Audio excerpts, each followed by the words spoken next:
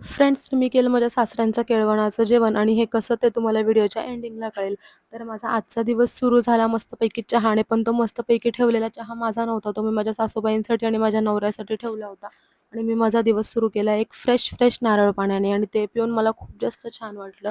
खरंच जेव्हापासून चहा सोडला आहे ना, तेव्हापासून जरा चांगलेच बदल घडत आहे आणि त्यासोबत जरा मी हेल्दी सवयीसुद्धा लावून घेतलेल्या आहेत. मी भिजवलेले ड्रायफ्रूटसुद्धा खाते रोज सकाळी उठल्यानंतर. याच्याने खूप जास्त छान वाटतं. मी आधी पण खायचे, बट दिवसातून कधी भूक लागल्यावरती, इच्छा झाल्यावरती मी ते खात होते. आता रात्री भिजवते आणि मग सकाळी खाते. फ्रेंड्स, आणि ह्यावर्षी गुढी आम्हाला घरातच उभी करायची होती, कारण की माझ्या सासऱ्यांना वारून 1च महिना झाला आहे आणि ब्राह्मणाने सांगितलं, की चैत्रपासून नवीन वर्ष सुरू होतं, तर तुम्ही सण सेलिब्रेट करायची सुरुवात करायची, पण गुढी ही घरातच लावायची.